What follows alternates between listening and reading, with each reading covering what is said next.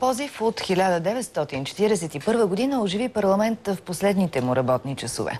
От Синята коалиция разпространиха документа, според който Комунистическата партия през 1941 година е настоявала пред цар Борис III България да се присъедини към Тристранния пакт и така да вземе страната на хитлеристка Германия във Втората световна война. Акцията на сините напрегна левия и десния кулуар.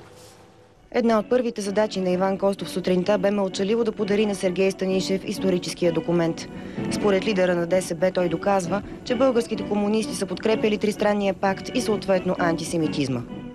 Това те, разбира се, са го направили, за да обслужват руската политика в България. Доказателства, че позивът е истински, Костов намерил в книга на комуниста Върбан Ангелов, издадена през 1993 година. До сега битуваха други представи, кой точно е бил проводник на тази политика. Автентичен ли е този доклад? Да, автентичен е. Не.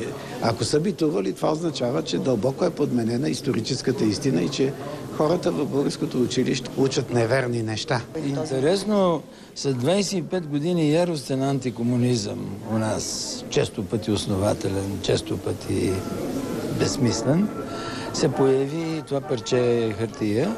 Професорът по история припомни, че наистина е имало кратък предвоенен период на сближаване между Германия и Съветския съюз.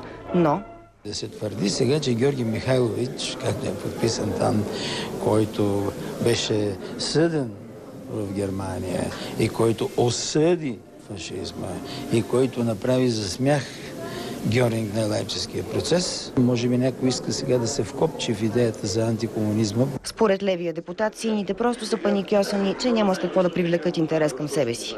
А какво ви каза Сергей Станишев, когато го получи? Нищо. Какво да каже? Това е обид за ухото на Българската социалистическа партия. И да си знаят и за антисемитските закони. Те са били за това. Тоест за антисемитизма. Междувременно парламентът прие с пълно единодушие декларация по служи 70 години от спасяването на българските евреи. За новините на Нова, Калина Влайкова.